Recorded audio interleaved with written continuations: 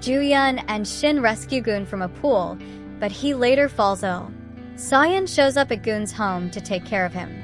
She's clumsy but does her best, explaining that she's prepaying him to find her biological father once he's better.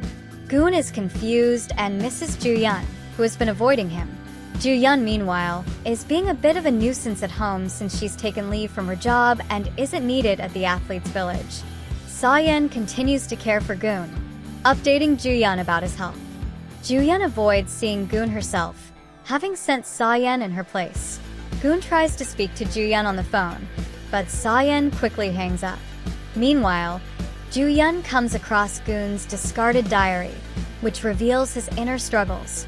He writes about feeling mocked by his brother Shin and shares his fear that his first love would abandon him like everyone else. Shin, on the other hand, is trying to find the person who took photos of him wrestling Goon on the bridge. CEO Hong is convinced it's someone looking to fix a match with Shin's health. As Se-Yan cares for Goon, she can't help but notice how handsome he is. However, Goon only has eyes for Ju-Yeon and tries to get Se-Yan to call her. When he finally talks to Ju-Yeon, she insists Se-Yan is kinder and hangs up. Unknown to him, Ju-Yeon is right outside his apartment, reminiscing about their past. Meanwhile, Shin arrives at Ju-Yeon's place to surprise her, charming her family. As he talks with Sung-hyun, Ju-Yeon's nephew, he accidentally gets hold of Goon's diary. Back at Goon's place, Se-Yan tries to make an Italian remedy with brandy, but ends up getting drunk after tasting too much. She passes out, and Goon ends up taking care of her, giving her hangover pills and promising to look for her father as she cries about him. Ju-Yeon wanders around town, looking lost, and runs into one of her patients, who humorously diagnoses her with heartbreak. She returns home and finds Shin playing cards with her family. Angry, she drags him outside, making it clear she's been avoiding him. Shin declares his feelings for her, but Ju-Yeon says she doesn't feel the same. He thinks she's pushing him away because of Goon.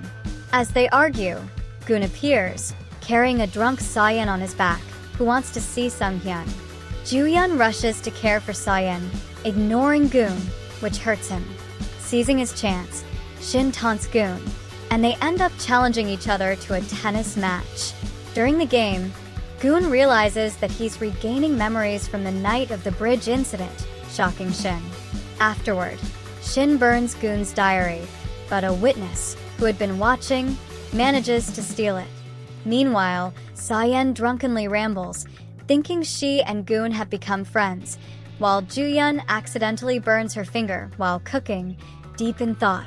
The next day at the athletes' village, Se-Yan and Shin bicker as usual, with Se-Yan telling him not to think of dating Ju-Yeon. Shin is distracted by a text from the bridge witness asking to meet. When he arrives, he's tricked by a fake fan, and the real witness escapes.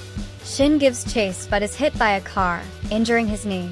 Meanwhile, Goon investigates the police report of his accident and learns that Shin had jumped into the water to save him. Confused, he decides to look for more clues at the bridge. There, he finds dashcam footage from a truck that was nearby.